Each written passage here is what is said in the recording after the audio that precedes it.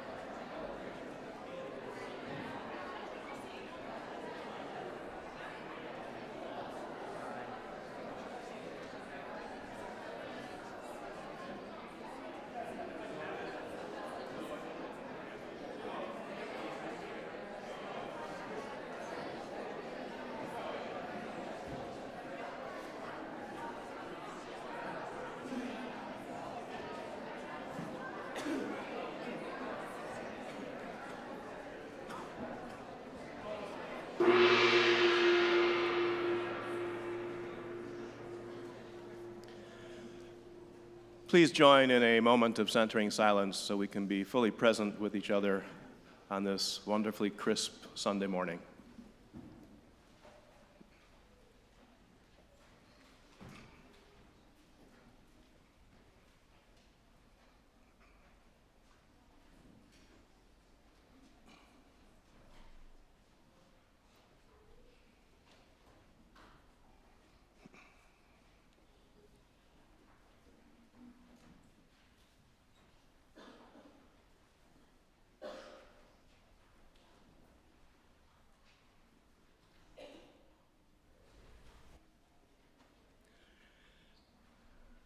And now to warm up the room a little bit, please turn to the words for our ingathering hymn, which you'll find inside your order of service.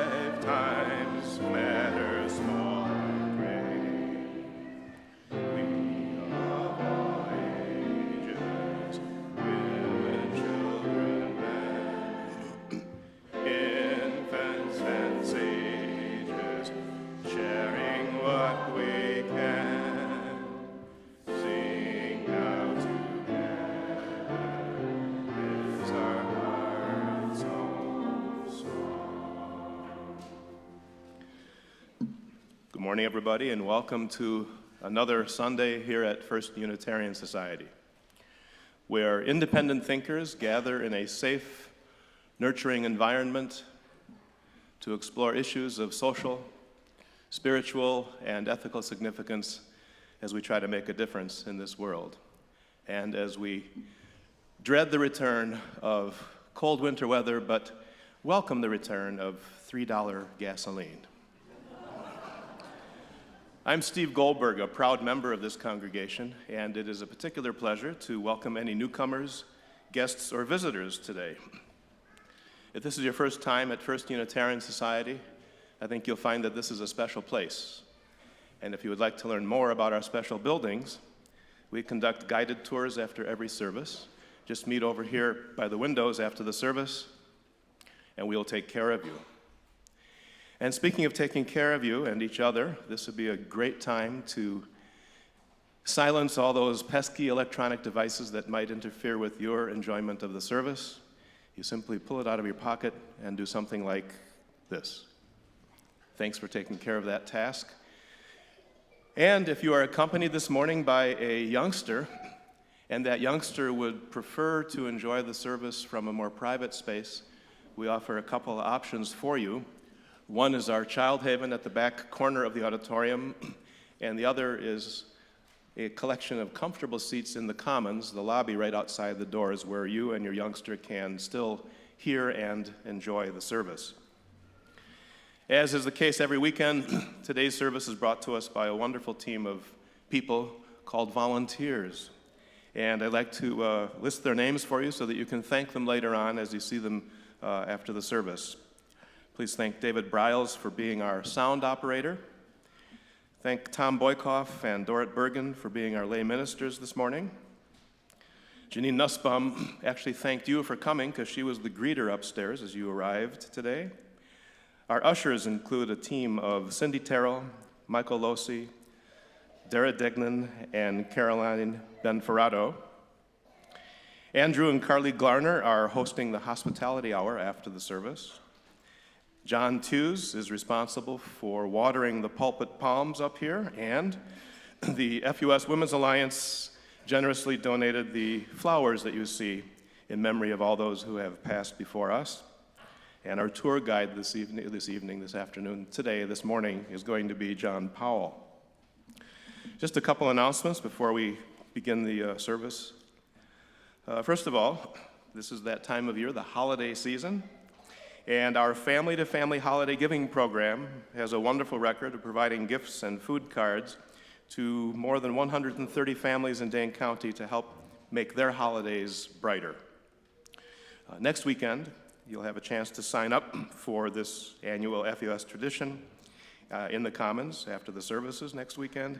Stay tuned for more information, especially a short presentation between the services next weekend with one of our family-to-family elves, plus a social worker who has worked with that program.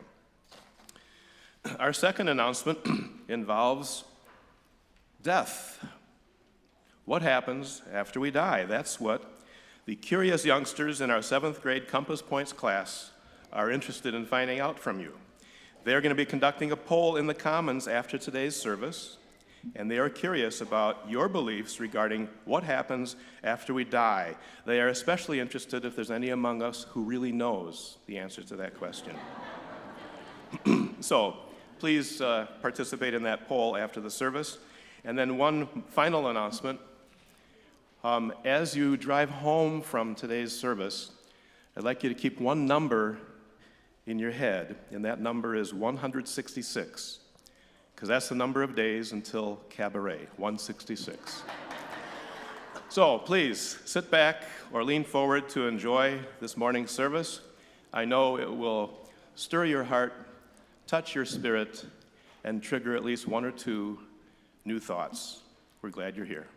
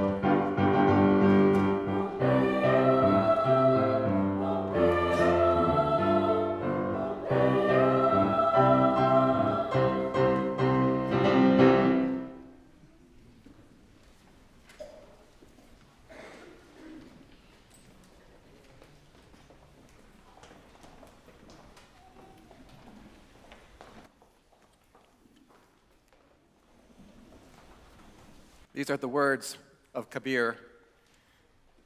Between the conscious and the unconscious, the mind has put up a swing. All earth creatures, even the supernovas, sway between these two trees, and it never winds down. Angels, animals, humans, insects by the million, also the wheeling sun and moon, ages go by, and it goes on.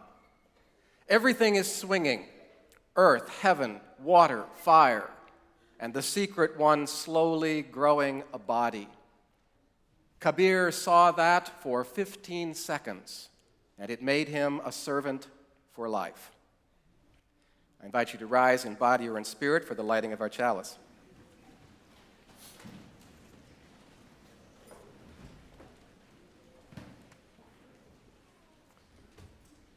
And if you will join with me in reading the words that are printed in your program. It is eternity now. I am in the midst of it. It is about me in the sunshine. I am in it, as the butterfly in the light-laden air. Nothing has to come. It is now. Now is eternity. Now is the immortal life. And now on this lovely November morning, please exchange a warm greeting with your neighbor.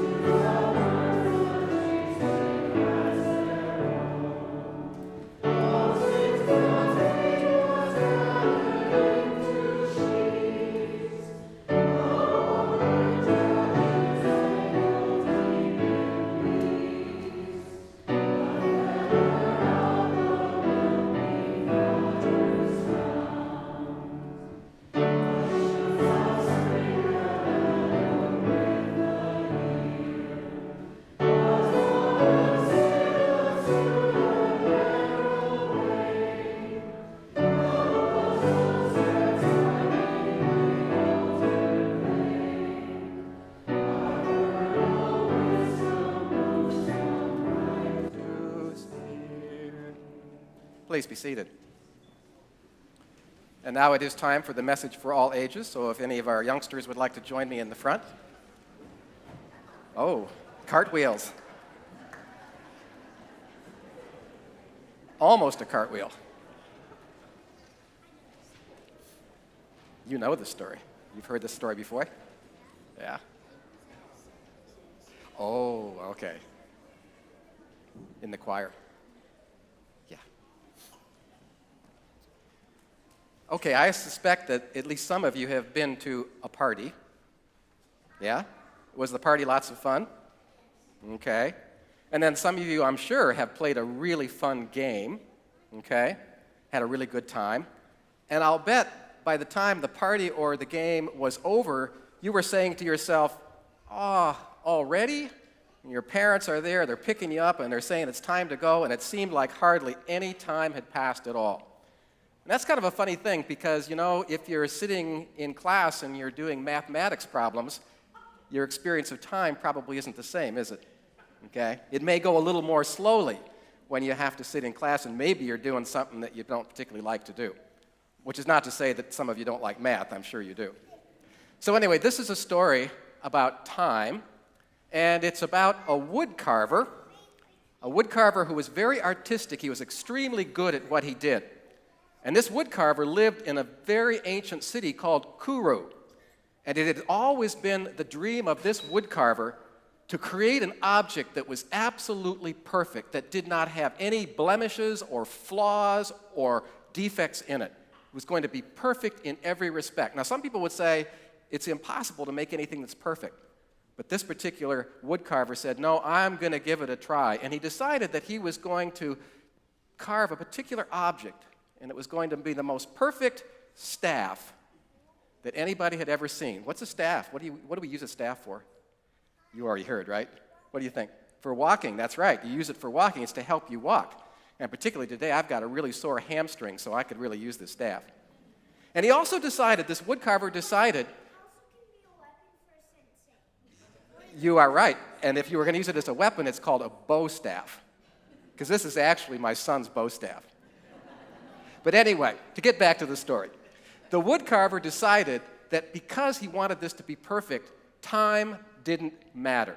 Because he knew that sometimes if people get too impatient, in too much of a hurry to finish a project, when they get impatient, that's when you make all kinds of mistakes. That's where you miss perfection.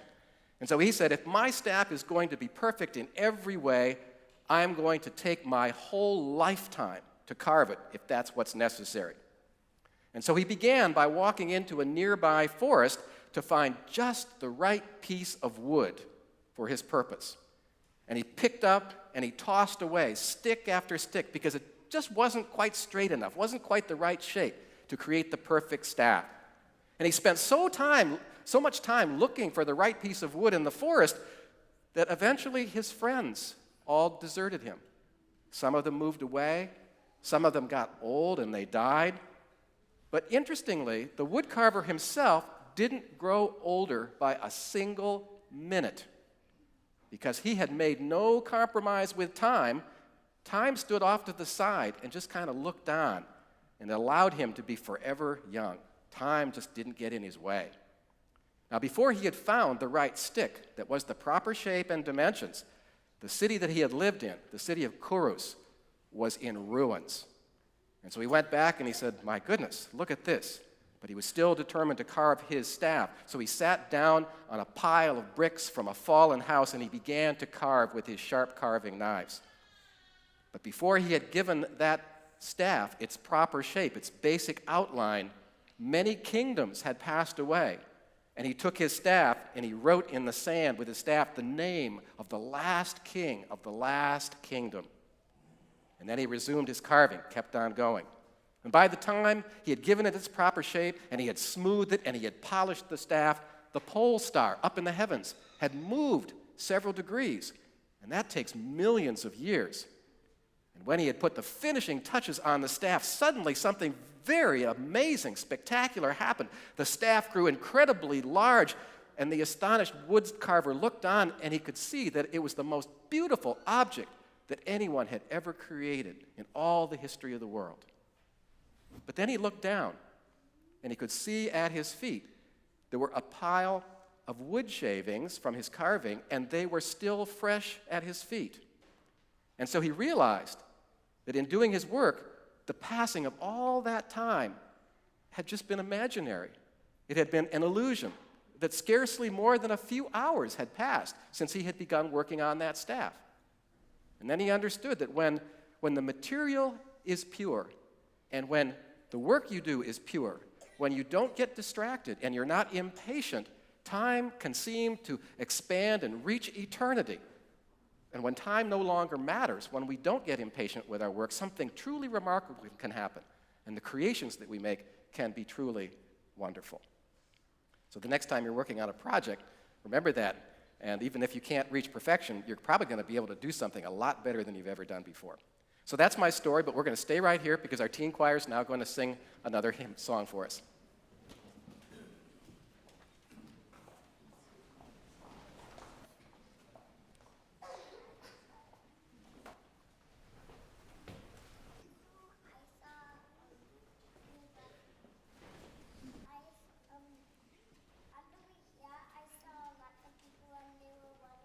Oh, yeah.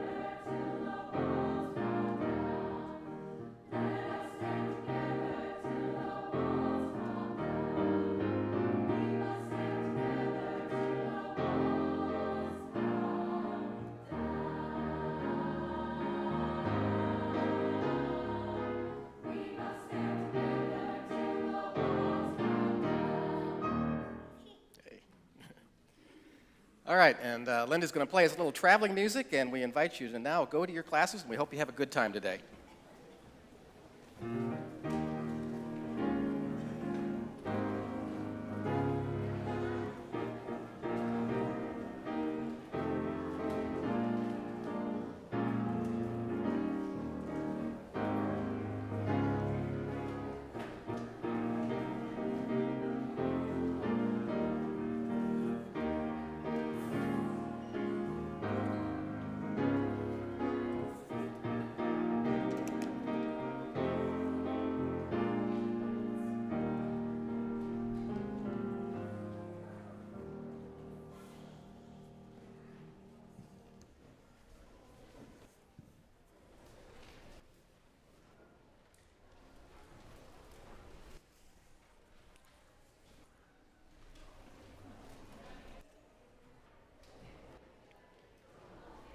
And so we continue with a selection from the book that introduced many Western readers to the Vietnamese Zen master Thich Nhat Hanh, the book Miracle of Mindfulness. A little story that comes from that book.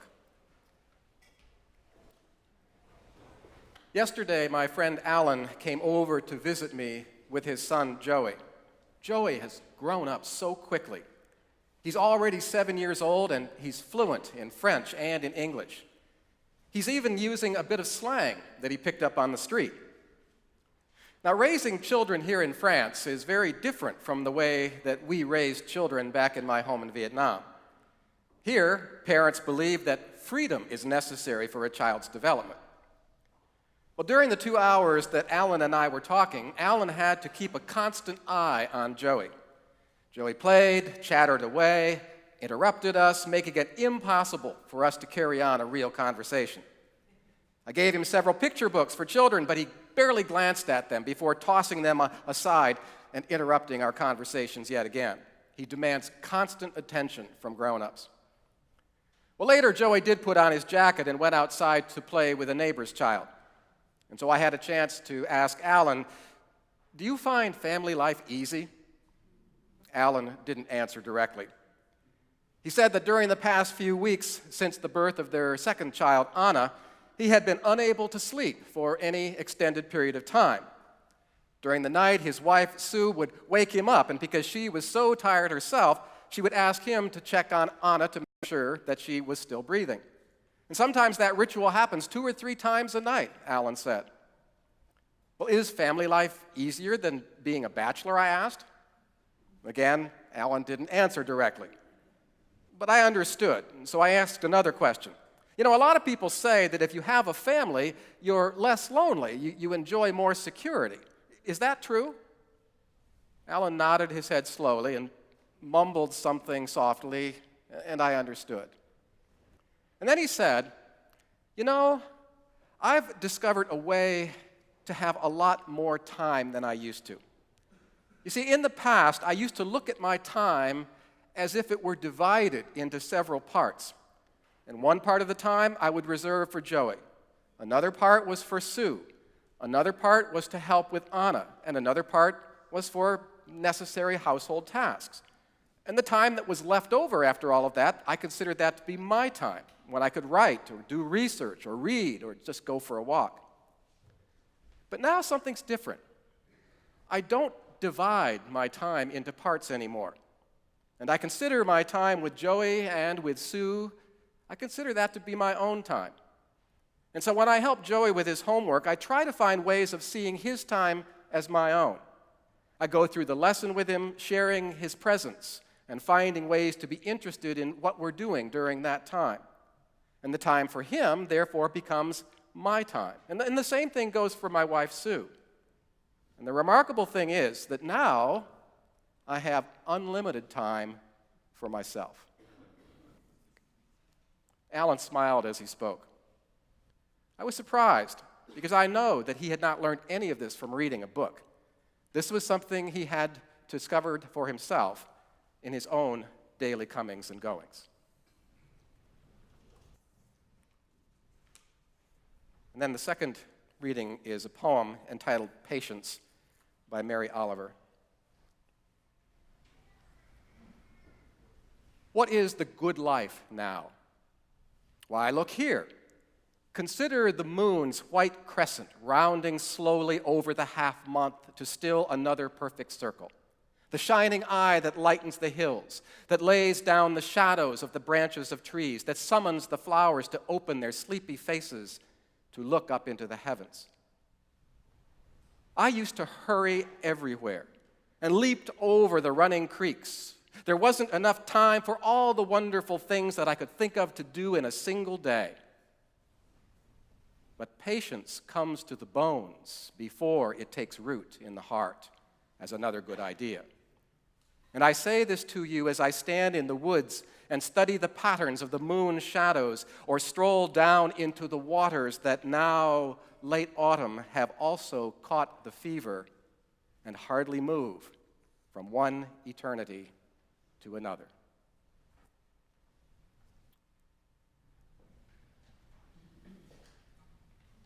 And so now something a little different. Apropos of the topic today, I thought to give you a chance to share with me one of my favorite songs by Joni Mitchell, The Circle Game, and the words of the refrain are printed in your program. And if you know the words to the verses, you can certainly join in if you've had the chance to memorize those in your life journey.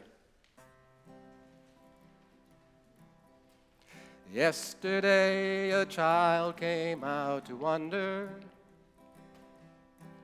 and caught a dragonfly inside a jar.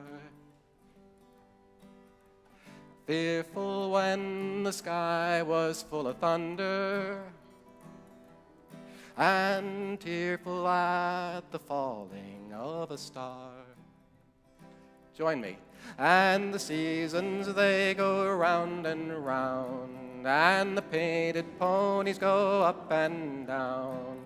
We're captive on a carousel of time. We can't return, we can only look behind from where we came and go round and round and round in the circle game.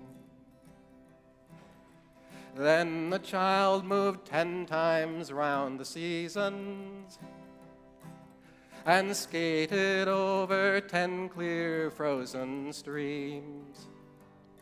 And words like, when you're older, must appease him, and promises of someday make his dream.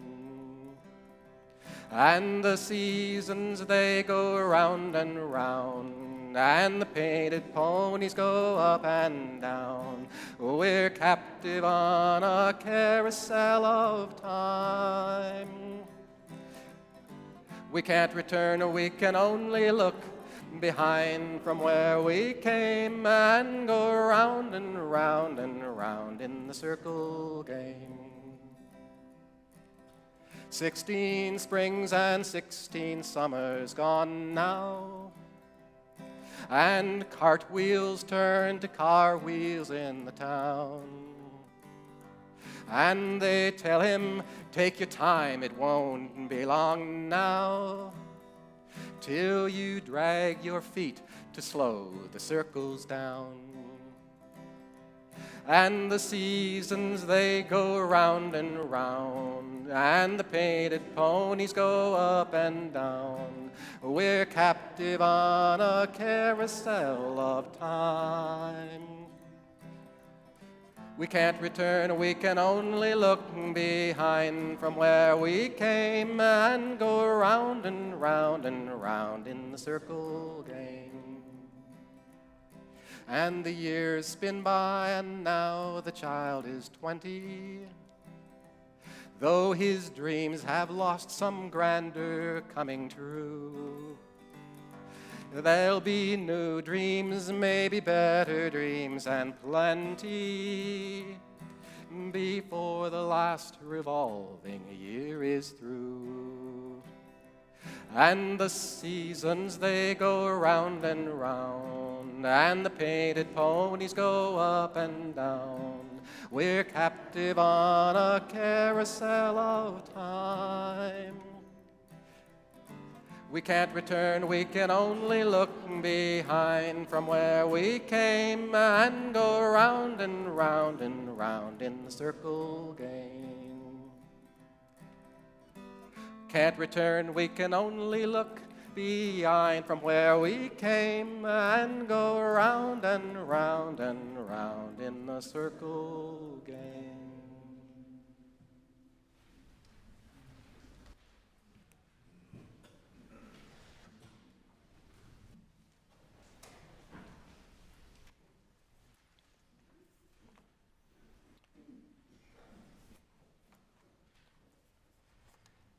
So among many of the Plains and southwestern native peoples, Coyote is characterized as being a very clever and sometimes an unscrupulous character. But among the Salish people of the Pacific Northwest, those characteristics don't belong to Coyote, who is a southwestern creature, but rather to mink, the small, furry forest predator. And in one Salish legend, mink is credited with stealing the sun itself and bringing it to his people.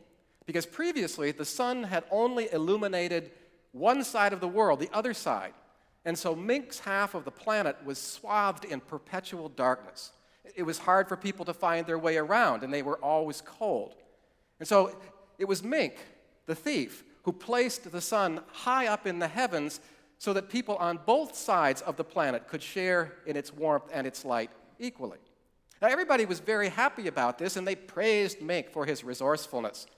And he was quite pleased with himself, and he thought, perhaps there's something else that clever Mink can steal for the people.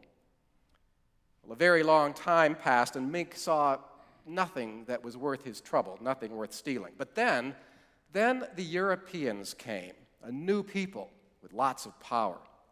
Now, what do these people have that I do not have, that my people do not have? Mink asked himself. And then he saw what it was.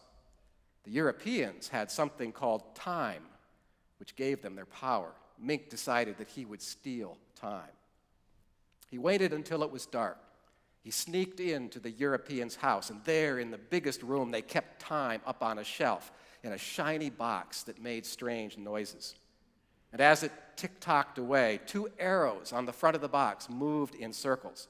Mink could see that this was a very powerful thing, and so he took it and he carried it off. And so now Mink and his people had time, but they soon learned that it was not the easiest thing to manage. He had to watch the box all the time to see what time it was. He had to keep this key tied around his neck to wind up the box full of time so that it would keep on working. And worse, now that he had time, Mink was no longer able to do all the things that he liked to do, that he used to do. There was no time to fish or hunt. He had to get up at a certain time. He had to go to bed at a certain time. He had to go to meetings and to work when the box told him it was time. And so he and the people were no longer free. Because Mink stole time, it now owned him and the people. And it's been that way ever since. I like that story because it does seem to sum up the human predicament with respect to time. How do we deal with it? How do we use it to our advantage rather than to our detriment? Now, we know that an abundant literature exists on time management, and I suspect more than a few of you have participated in time studies, tracking and recording your activities over the course of a week to get a clearer picture of how you are allocating your hours. Opinion polls conducted in industrialized countries show that people complain more about a lack of time than a lack of money or any other given resource. Could this be the evil of our age? Jean-Louis Servan-Schreiber asks. Time, he writes in his book, The Art of Time, is life much more than it is money. And so can we work with it? Can we cultivate an attitude toward time that reduces our anxiety and enhances our overall quality of life? Well, we must begin by acknowledging that this is a problem that has both a practical and an existential dimension to it, each of which calls for its own unique solution. So we will start with the practical idea, the practical level, because that's perhaps the easiest for us to wrap our minds around. Now, for most indigenous peoples, time is not perceived as being a limited commodity to be precisely doled out according to some predetermined set of priorities. And thus, pre-modern people feel less pressure to accomplish a task, to complete a project within an allocated space of time. And although they certainly do possess an awareness of time, their approach is much more relaxed, much more casual. And sometimes in our own country, because of this, a distinction is drawn between European and Indian time. And I learned in upstate New York many years ago that there is a certain grain of truth in that comparison. During my involvement with an Iroquois cultural organization, I discovered that the value that we Europeans attached to punctuality, getting to the meetings on time, was not always shared by the Council's Native American representatives. The meeting began when it began. There are obviously good reasons to be punctilious about time. As anyone knows who has arrived at an airline gate moments after the cabin doors have closed, or failed to meet an important deadline. But if we become time obsessed, as many of us are, tension builds, our stress level goes up, and not infrequently, our performance declines. We don't come anywhere close to perfection. This is a distinctly modern malady because, as Servan Schreiber notes, our desires have increased much more quickly than the available time. And when it comes to desire, the Buddha teaches, the sky for us humans is the limit. Time, on the other hand, cannot be stretched. It is of a finite quality. Every person has exactly the same amount of time available, Servan Schreiber writes, and it's clearly a precious resource because it is also a non-renewable one. But if it is so valuable, why are we so careless in our use of it? We fret, we worry over time, but we also waste a whole lot of it. And even if we make it a practice to compose a to-do list in order to make better use of our time, it seems to dribble through our fingers as we become distracted by the other claims on our attention. In contemporary culture, people struggle with time clutter in much the same way as they do with physical clutter. Our houses and our offices are packed with objects that we hardly ever glance at, much yet use. They just sit there for years, those objects, in all their irrelevance, gathering dust, taking up space. One day we look around, our eyes are open, we take notice of that. We get a big box, and with a renewed sense of purpose, we start clearing all of that out. And Servan Schreiber says that we should treat our days, our weeks in the same way, because if we look at our time objectively, it is simply littered with routines and trivial pursuits that contribute precious little to the overall quality of our lives. Out of habit and lacking real insight into our daily behavior, we allow so much of this precious time to simply dribble away. So if we cannot actually gain any time in our lives, we can, in fact, rearrange it and thus achieve a measure of mastery over it. Because ultimately, Servan Schreiber says, to master one's time is to gain mastery over oneself. And the key here, he says, is similar to the one that governs good business. To make money, you have to spend money. And likewise, to have the time to do the things that really count, we must give time, to creating a timetable, in other words. And so Servan Schreiber says that I make an appointment with time each morning before breakfast, a moment when nothing and no one can distract me. And then in the calm of the early morning, according to a ritual and with the proper tools, I live my day for the first time mentally. So being more systematic is certainly a part of the answer. But a second key to coming to terms with our time-challenged lives is to reframe our experience the way that Thich Nhat Hanh's friend Alan did. And in their conversation, you will recall, Alan admitted to being oppressed by all of his family obligations, not having sufficient time for himself to meet his own needs. It was as if his wife and his kids were stealing his time, which left him feeling vaguely resentful. But then one day, he woke up and he saw things differently. Instead of dividing his time into all these little parts, giving it away to other people, he was able to look at time holistically. He reclaimed all that relational time, making it ours rather than theirs. And the remarkable thing, he said, is that now I have unlimited time for myself. But coming to grips with it at a practical level doesn't resolve the existential dilemma that time creates for all of us. Every tragedy we can imagine, Simone Weil observes, comes back to just one thing: time slipping away. We are transient creatures. We know in our bones, as the lyrics to one of our hymns puts it, that time, like an ever-rolling stream, soon bears us all away. We fly forgotten as a dream that dies at the opening of the day.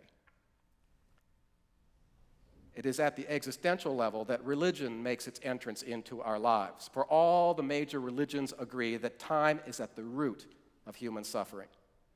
And religion claims that it can liberate us from the constraints that time imposes and the fear that it arouses. There is, they say, a higher state of being, in paradise, nirvana, in some other rarefied realm where time shall be no more. Now, can we even imagine what this timelessness would look and feel like? Can we even begin to grasp its implications? Because without time, the religion scholar James Carr says, experience is impossible. And without experience, life is impossible. Time is indispensable. And echoing that thought, Servan Schreiber points to the inextricable relationship between time and change, the latter being defined as simply time made concrete. Change, time made concrete. And change is the defining quality, the defining feature of the entire physical universe. But here it's important to draw a distinction between time as objectively understood, nature's time, reflected in the grand procession of physical events and changes that can be traced back 18 billion years to the Big Bang. This kind of time plays an important role in mathematical equations. It can be measured by geologists, paleontologists, astrophysicists. That's one way of looking at time, the scientific way. And then there are also the social conventions that we have come to agree upon with respect to time, rules, shared assumptions that allow us to coordinate our activities and avoid social and economic chaos. But these are culture relative. One civilization parses time according to lunar cycles, while another one chooses solar cycles. And then there's a third way of apprehending time, and that is completely subjective, which is why one person will find a given activity to be completely tedious, while for another, the time that they are engaged in that activity simply flies by. And so duration here depends on the individual's degree of interest, the quality of their attention that they bring to the activity, and pain and pleasure. These also play a role in subjective time. Time can pass extremely slowly if you're suffering from a crushing headache, much more quickly in an evening of budding romance. And the experience of time varies with age. When we were 6 years old, the days between Thanksgiving and Christmas proceeded at a snail's pace. Not so at the age of 60. In some uncanny way, time seems to accelerate as the years pile up. But the very fact that our experience, our subjective experience of time is so variable, so contingent on our emotional state and our mental attitude, that suggests that there's a way out of this, that we do not need to be time's slave. And so in his book, Flow, University of Chicago psychiatrist Mihaly Csikszentmihalyi discusses the kind of optimal experiences that can light up any of our lives. And at such times, in these optimal experiences, Csikszentmihalyi says, we are possessed by this deep sense of enjoyment that is long cherished in our memory that becomes a landmark for what existence should really be like. And he says, one important feature of optimal or flow experience, one dimension of that is temporal. Often the hours seem to pass by in mere minutes, he says, and our sense of time bears little relation to the passage of time as measured by the absolute conventions of the clock. And this freedom from time adds to the exhilaration that we feel during these times of complete and utter involvement. Optimal feelings arise when we are engaged in an activity that absorbs our attention, challenges our abilities, and is felt to be supremely worthwhile. And when all these factors come into play, time is foreshortened, at least in our awareness. But even in the pleasurable grasp of flow, we are still operating within time, significantly freer from its oppression, but not entirely liberated. And that only happens when we join the company of history's great contemplatives and mystics who suggest a possible solution to the existential problem that time presents. As the Unitarian author Philip Simmons wrote shortly before his death from ALS, we all have within us this capacity for wonder, the ability to break the bonds of ordinary awareness and sense that though our lives are fleeting and transitory, we are part of something larger, eternal, and unchanging. Our journey takes us through suffering and sorrow, but there is a way through all of that to a version of ourselves that can live outside of time. So what exactly is eternity? Here in the Western world, many people think of eternity as endless time. We use the expression, "Oh, God, it seemed like an eternity," when we describe being trapped in an unwanted conversation or an unrewarding activity. But if we think of eternity in this way, in durational terms, as time stretching out into an indefinite future, and if we apply that understanding to the afterlife, it makes no sense whatsoever. What would we possibly do with ourselves over an infinite stretch of time, James Carse asks. And so the mystics tell us that eternity lies outside of time entirely, and that it can be apprehended, in fact, it can only be apprehended in this immediate instant. If you want to know what eternity means, the Zen master Seipo says, it is no further than this very moment. And according to the mystic poet and philosopher Rumi, the Sufi is the son of the moment. And the philosopher Ludwig Wittgenstein agrees, saying that eternal life belongs to those who live in the moment. So mystical awareness is accompanied by a new and radically different understanding of time and eternity.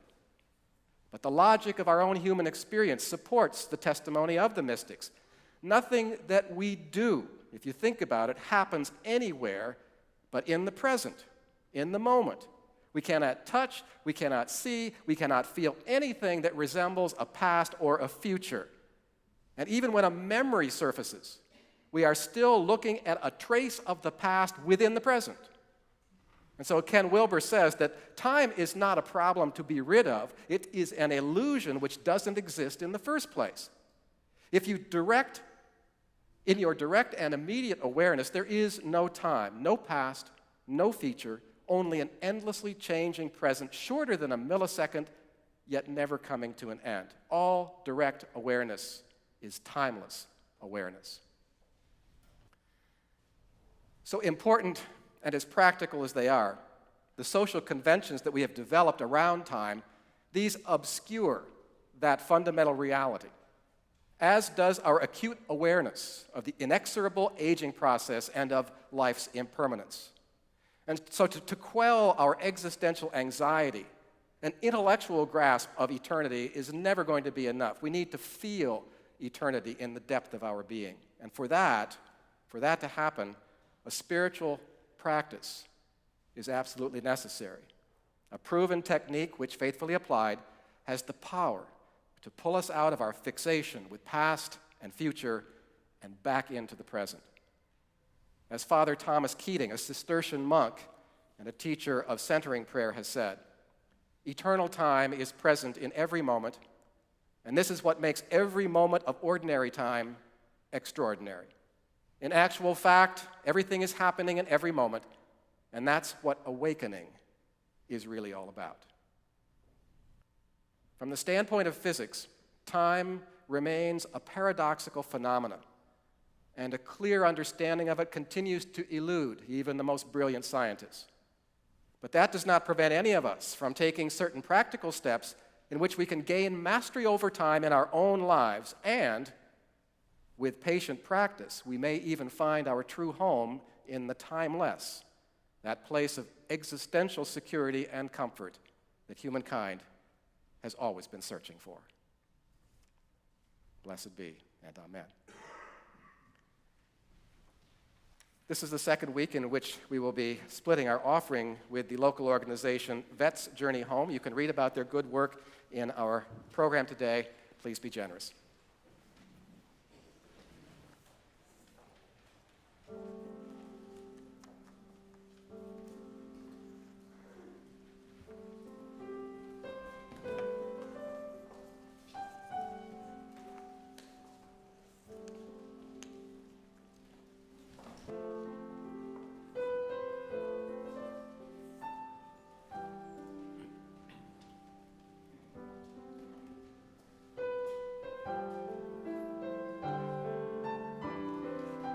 My leg's not working.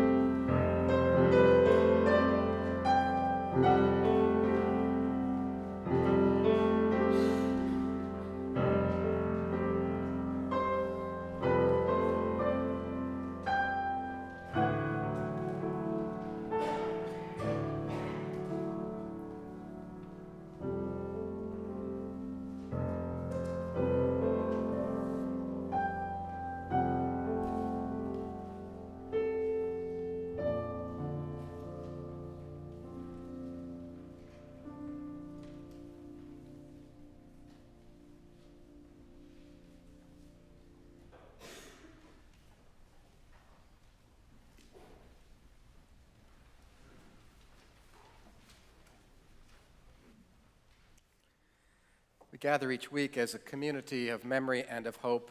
To this time and place, we bring our whole and sometimes our broken selves, carrying with us the joys and the sorrows of the recent past, seeking here a place where they might be received and celebrated and shared.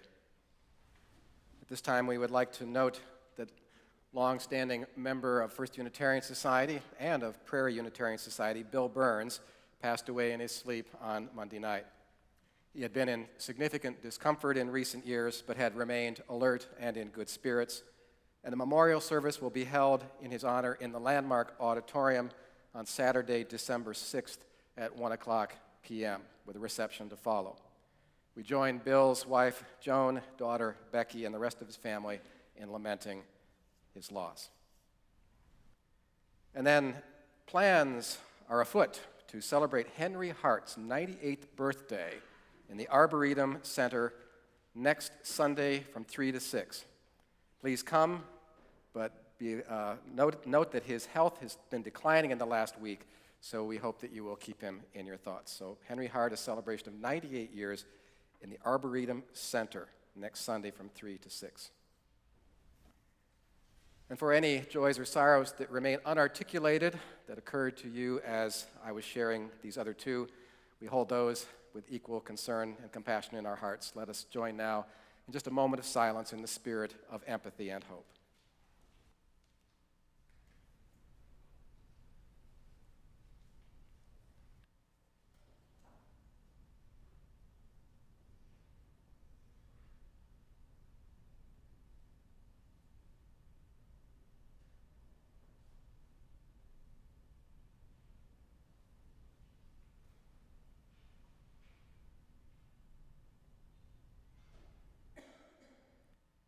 So may our coming together today for this brief time, may it serve to lighten our burdens and expand our hopes. I invite you now to join with me in singing our closing hymn, number 94.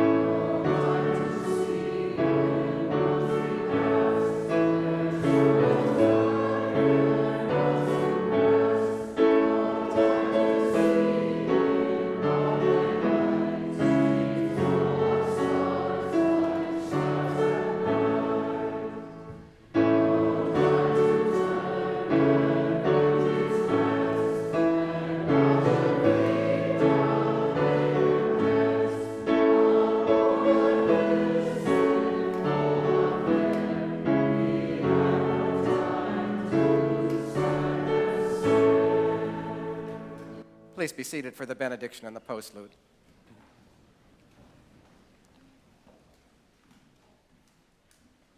The Mississippi River empties into the Gulf, and the Gulf enters the sea, and so forth, and none of them emptying anything, all of them carrying yesterday forever on their white-tipped backs, all of them dragging forward tomorrow. It is the great circulation of the earth's body, like the blood of gods, the river in which past is always flowing. Every water is the same water coming round. Every day, someone is standing at the edge of this river, staring into time and whispering, "Only here, only now." Blessed be and amen.